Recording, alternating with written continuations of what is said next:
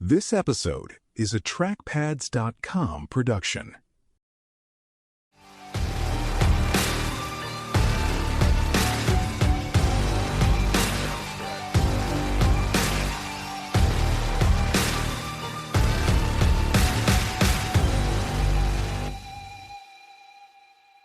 When the Battle of Cambrai finally wound down in the first week of December 1917, it left behind two very different truths that have lived together ever since. One truth was military and immediate.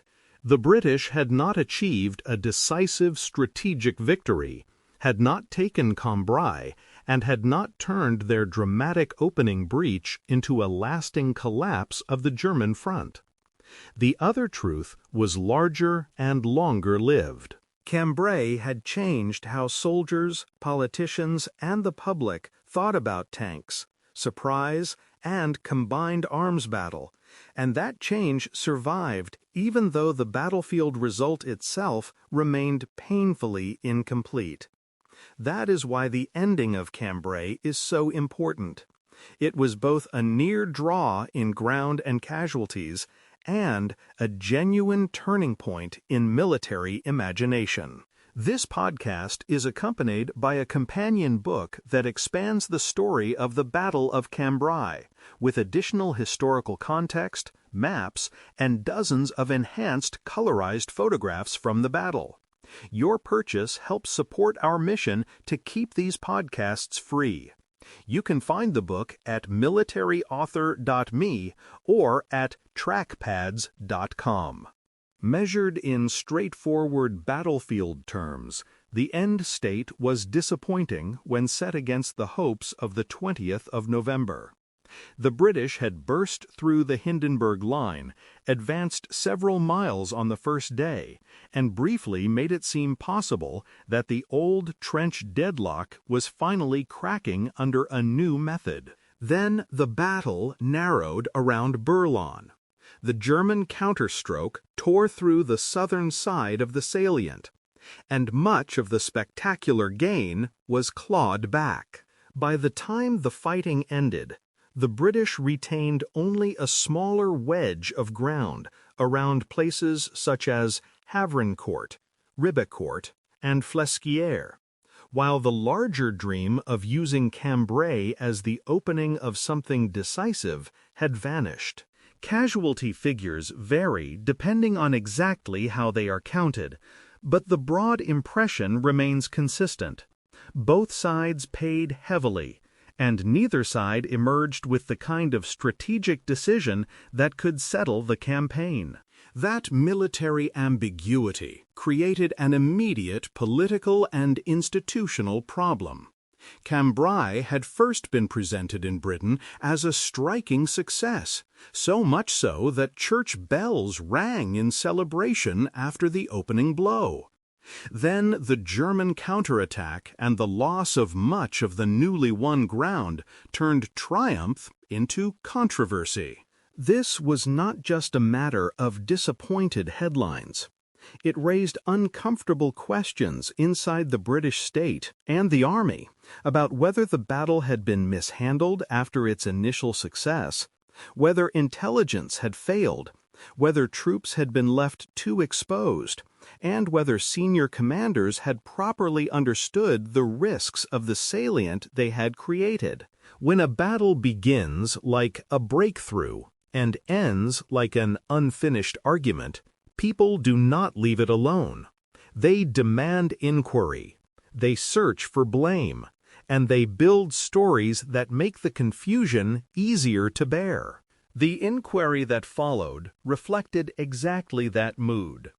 No single explanation could carry the whole burden of what had gone wrong after the opening days, because too many failures had intersected. There had been poor warning of the scale and method of the German counterattack. British doctrine for defending a newly won salient was underdeveloped. Units on the line had been exhausted by the offensive fighting around Bourlon and were not in ideal condition to absorb a sophisticated counterstroke. Higher commanders had also made choices that exposed the position to danger, especially by continuing to deepen the salient without fully securing it. This is why Cambrai remains such an important study in command. It was not lost or limited by one error alone. It was shaped by the interaction of intelligence, training, fatigue, battlefield geometry, and the pressure senior commanders placed on tired troops to keep pressing after the easy opportunities had already narrowed. Naturally, many people still wanted simpler answers than that. Simpler answers are emotionally satisfying in war because they turn painful complexity into something that can be pointed at. One version blamed particular commanders, especially in the disputes over Fléchières and later over the Southern Collapse. Another version blamed intelligence officers for failing to appreciate the danger building on the German side. Still another pointed to the alleged poor training of some troops in defensive methods. Each of these explanations contains part of the truth, but none is large enough on its own. Cambrai produced myths because myths are what armies and nations often build when a battle offers both pride and embarrassment at once. The famous story of the lone gunner at Fléchières, the tendency to load too much blame onto one divisional commander, or the urge to turn the whole inquiry into one villain's failure, all belong to that larger human habit of simplifying what was, in reality, a deeply entangled military event. And yet, if Cambrai ended only as an argument about blame, it would not still matter as much as it does. The reason it stayed alive in memory is that its opening success had been real enough to change belief. Tanks had already appeared in the war before Cambrai, but here they were used in a concentrated, operationally meaningful way that the public and the army could not ignore.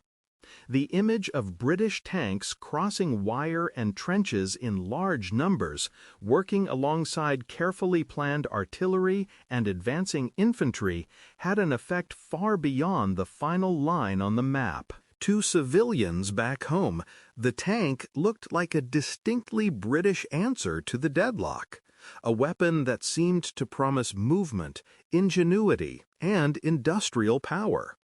To soldiers, even skeptical ones, it became much harder after Cambrai to dismiss the tank as a theatrical curiosity. The battle's opening had given the machine a public legend, and legends can survive outcomes that are otherwise mixed. Still, the most serious legacy of Cambrai was not legend by itself.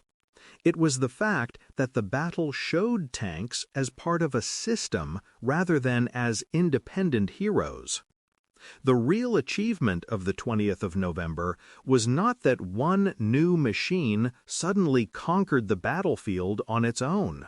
It was that predicted artillery fire, sound ranging, surprise, concentrated tanks, specialized engineer work, infantry tactics, and air support were all beginning to converge into a recognizable combined arms method. That method was still imperfect, and the later fighting around Bourlon, Fontaine, and the salient showed exactly how imperfect it remained. But the central lesson had been taught. The future of armored warfare would not lie in tanks alone. It would lie in tanks working within a coordinated battle design that protected movement with fire, used surprise intelligently, and understood that logistics and timing mattered as much as armor plate. That lesson was enough to secure the tank's institutional future in the British Army. Before Cambrai, the Tank Corps still had to prove that it was more than an expensive experiment. After Cambrai, even though many tanks had been lost or abandoned, And even though the battle had not yielded a decisive strategic result, the argument about whether tanks belonged at all had been transformed. Now the debate was not over existence, but over use, doctrine, maintenance, and scale. That is an enormous change. Military institutions can survive disappointment if they have shown genuine potential. And at Cambrai, the tank had shown exactly that. It had helped produce a first-day result the Army could not have ignored, even if it had wanted to. In that sense, the future of armor was secured not by an unbroken victory, but by a flawed demonstration powerful enough to make retreat from the idea impossible. The Germans learned from Cambrai just as seriously, which is one more reason the battle matters. They had already answered the British opening with their own counterstroke, but the lesson did not end there. The shock created by tanks in large numbers forced German commanders to think harder about anti-tank artillery, battlefield obstacles, and the use of captured British machines. In fact, dozens of abandoned Mark IVs fell into German hands after the fighting, and after repair, a significant number were used by Germany in 1918. That detail is revealing in two ways. It shows how costly Cambrai had been for the British armored force, and it shows that even the side that had checked the new method felt compelled to adopt part of it. The future of armor was therefore not only British. Cambrai helped push both armies toward a new military world, even if they entered it from different directions. Its deepest practical importance lay in what came next. Cambrai did not offer a finished model of successful armored warfare. It offered an incomplete draft. The British could later look back and see what had been missing. They needed better ways to sustain momentum after the breach. They needed clearer doctrine for stopping an attack before it turned into attritional waste. They needed more resources and more organizational confidence to launch a successful blow and then shift the effort elsewhere, rather than continuing to batter at the same point.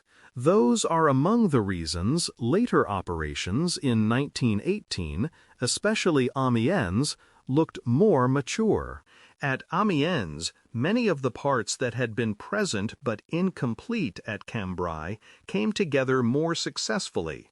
Combined arms, surprise, tanks in force, artillery coordination, and a clearer appreciation of when success was enough and when continued assault would simply consume the attacking strength. This is why Cambrai should be remembered neither as a simple triumph nor as a simple disappointment. If someone calls it the battle that proved tanks would dominate the future, that says too much. If someone calls it an overhyped battle that changed little because the map moved back toward its starting point, that says too little. The more accurate judgment is harder and therefore more useful. Cambrai was a battle in which the future became visible before it became reliable. It revealed that trench systems could be broken into by a carefully designed all-arms assault. It also revealed that breaking in was easier than breaking through, that exploitation required more than shock, and that a salient created by success could become a dangerous burden if the attacker lacked the means to secure its shoulders and protect its communications. Memory, of course, has never been content with that balanced version.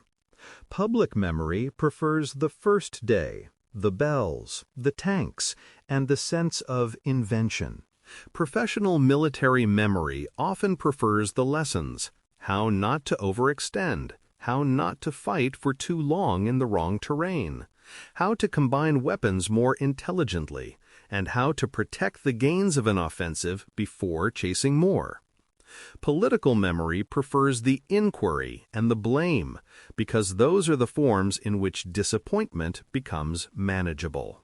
All of those memories contain part of Cambrai, but none contains all of it.